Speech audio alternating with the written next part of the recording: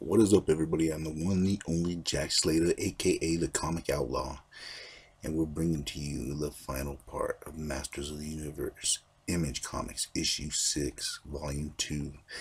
Yes, sir.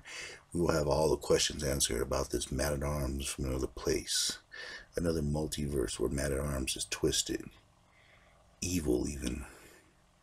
And we're in the middle of a fight. Skeletor basically called everyone in because they're storming Castle Grayskull. There's basically an evil Man-at-Arms from another reality. Skeletor caused a rift, sent our Man-at-Arms over there and brought in this evil Man-at-Arms. So He-Man is basically dealing with Skeletor's forces while at the same time trying to stop this Man-at-Arms from entering the castle and what secrets that he holds with the castle. For this is Man-at-Arms. He's just as brilliant, just as smart, only evil. And Many Faces has his hands full of Clawful. You gotta love these names. And basically they're having a little throwdown, and Clawful's basically getting the better of him because he's grabbed onto the ship and kind of yanked onto it, bringing the ship down, and he's about to lay the smack down on him, but all of a sudden reinforcements come out of nowhere.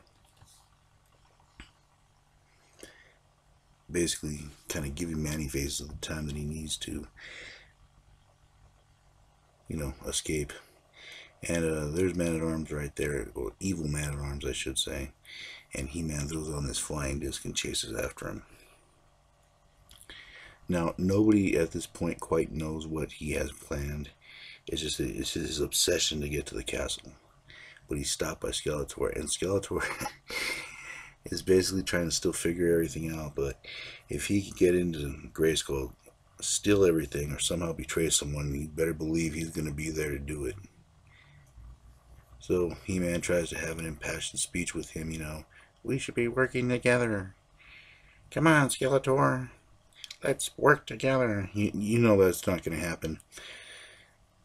The big bad Bone Daddy continues to lay the smack down on He-Man, but to our surprise, Duncan, Man-at-Arms, has a surprise. He has a sword. The sword from his universe that opens his castle, and he calls out, by the power of Grayskull, and the jaw bridge falls, and the sorceress is waiting for him. Man-at-Arms is shocked, surprised. How is she still alive? She was dead. Yet she stands before him, driving him deeper into his madness. He already thinks this is some kind of delusion or parallel reality, but at this point he just doesn't care. And Evil Lyn and the sorceress square off, and of course, Evil Lyn fires a blast and the sorceress gets the better of her. I mean, Evil Lyn is good, but the sorceress is the sorceress. And of course, He-Man and Skeletor have it out, their little slugfest, back and forth, sharing ideas. And of course, the clang, clang, clang, and He-Man gets the upper hand by disarming one of Keldor's swords. I love that he's a two-sword fighter. They really did a good job on revamping Skeletor for this series. And of course, He-Man is trying to reason with Skeletor. And I just love the fact that you just don't reason with the bad guy. Skeletor's about to give his speech, and all of a sudden he vanishes. And that's basically it. They leave Evil Lyn where she lied because they have bigger problems. This Man-at-Arms is in the castle, and he has a sword with Evil Lyn. And he's basically trying to build a world without He-Man. He's going to use the castle's power to destroy He-Man. And it would affect the multiverse as a whole. It wouldn't just destroy King He-Man, but other He-Man as well. The sorceress puts together the machine, uses her power to activate it, and tries to throw Man-at-Arms back in, but Man-at-Arms hasn't done yet. He has a bunch of surprises, including a mechanical hand. Ends up tasing her, and he has missiles in his chest. Yes, let me repeat that. He has missiles in his chest. Yes. He fires some out. He-Man dodges them, of course, slams the sword down, destroys the missiles. And it's just kind of cool that he's part man, part machine. All Man-at-Arms. He gets Man-at-Arms, picks him up, throws him back into the portal, gives him the I am He-Man speech, and lo and behold, out pops another Man-at-Arms. But which Man-at-Arms is this? It ends up being our Man-at-Arms, Duncan, the one from this reality.